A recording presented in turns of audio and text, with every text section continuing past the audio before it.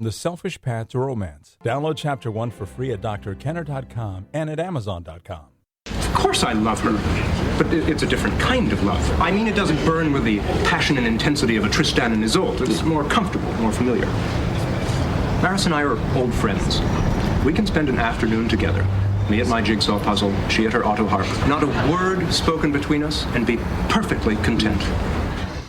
And that is from Frasier. That is Niles talking about his incredibly unexciting relationship with his wife, Maris. And obviously he does not have a romantic relationship with her.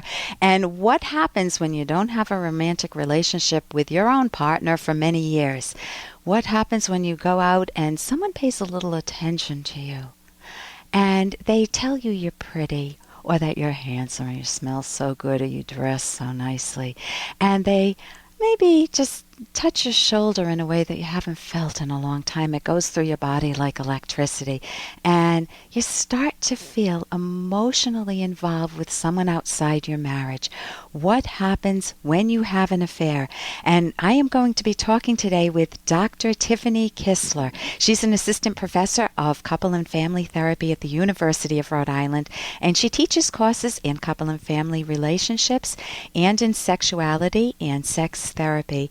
Dr. Kissler has published and presented at national and international conferences on her clinical research, which includes sexual functioning, relational and sexual satisfaction, something we all want, and sex therapy techniques. Dr. Kissler is the co-founder of the Psychological Center for Sexual Health in Providence, Rhode Island. And welcome, Dr. Tiffany Kissler. Thank you very much for having me. Oh, you're very welcome. So, what can a couple learn from an affair? Assuming an affair has happened, is it possible to grow stronger as individuals from an affair?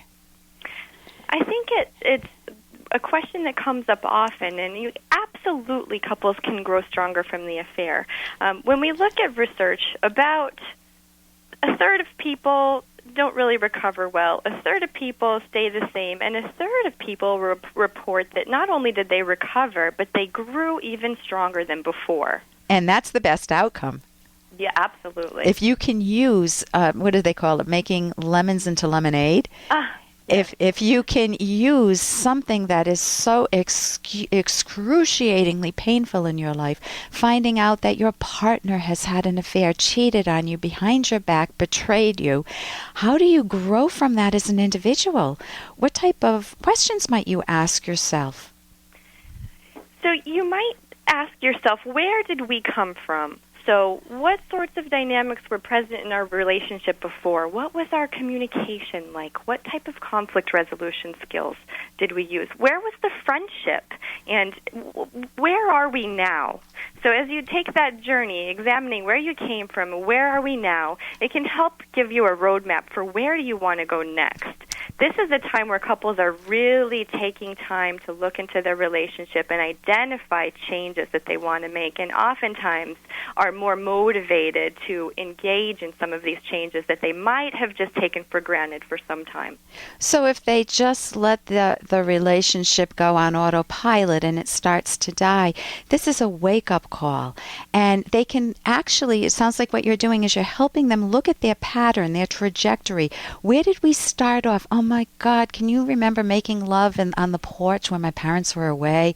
Wasn't that fun? Or in the fields under the trees? Wasn't that unbelievable? Where did that go to now? I don't want to have sex with you. You know, it's so boring. It's so drab. And then the affair happens, and then it's a wake-up call. How did we get from holding each other's hands, looking into each other's eyes, to glaring at each other and swearing at each other? Absolutely. I think couples lose track of a lot of the strengths and the resources and those positive moments and memories that they once shared, and rediscovering them again and reinstilling hope for the future can be very exciting. So you use it as a learning opportunity. And how do they recover trust, though? I mean, trust is, many people say, oh, just trust me. Believe me, I'll never do it again. I promise you. I promise. You have my word. Hey, I got to interrupt this because we've got to pay some bills. 30 seconds, that's it. A very quick ad, and then Ellen will be back. Romance.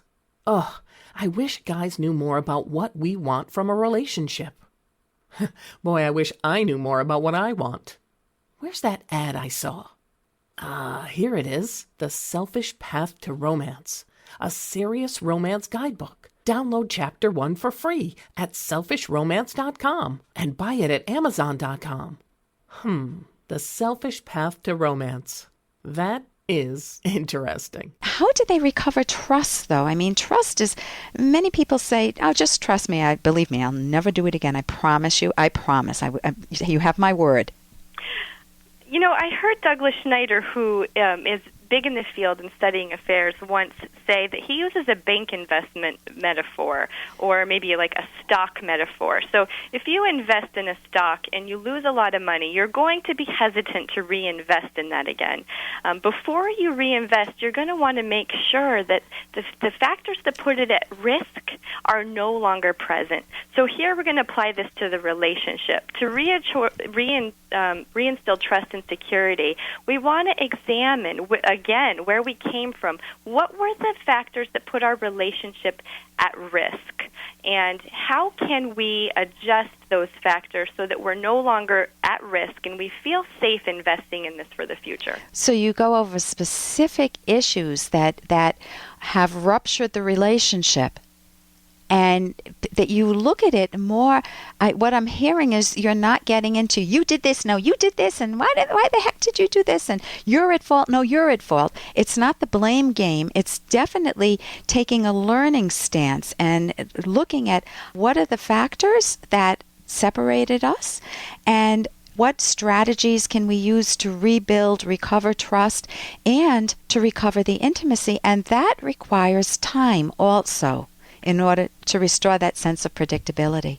Yeah, definitely. And I think it's important that we, as we're looking for what the vulnerabilities or risks were, that we don't think that means this caused the affair. We're not saying that in any way. But both partners contribute to the overall state of the relationship, whether it's low intimacy, high conflict, just too busy with life. So how do we take a look at that and adjust it for the future? So in terms of moving forward, I know when I've worked with so many couples who have gone through affairs, and I know you have, one of the worst pain is that you're living in that affair every single day. I mean, you take your kids to school, or you talk with the in-laws, but the background screaming noise is, I'm in pain, I'm in pain. How do you help a person release the pain, and how do you help them not harangue their partner forever? Oftentimes when an affair is disclosed, the injured partner does a lot of monitoring because they're uncertain and they're so hurt. So checking phones, checking emails, and at some point in time, the injured partner has to eventually reduce this behavior and start to relinquish the right to keep punishing the partner. And here's where the concept of forgiveness is really important.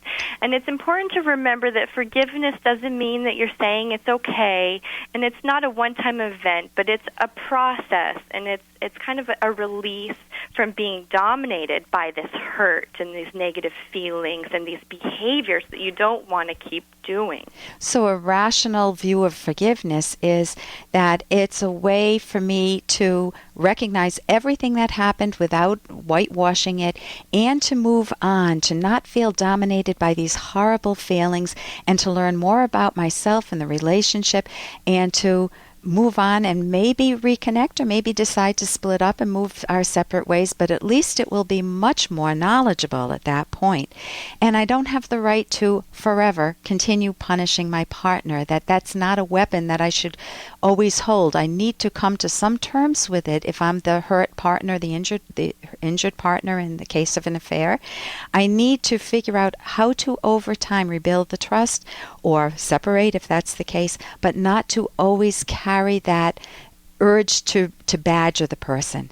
Exactly. You can't really heal if you stay stuck in that place. Right. So you can't let the wound heal if you don't find a way to let go. Okay, and I want to thank you so much for joining us today. This is Dr. Tiffany Kissler, and you can reach her at tkisler, KISLER, at URI.edu.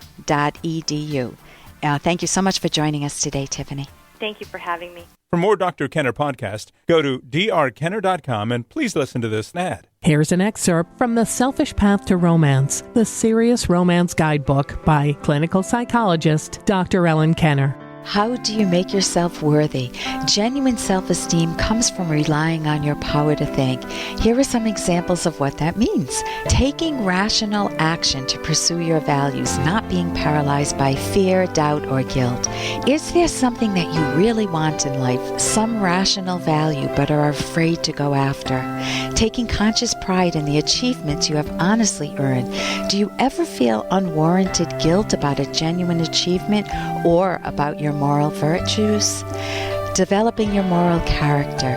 Do you lie when it's convenient? Do you routinely break promises? Working to understand yourself. Are you afraid of looking into your own mind? You can download Chapter 1 for free by going to drkenner.com, and you can buy The Selfish Path to Romance at amazon.com.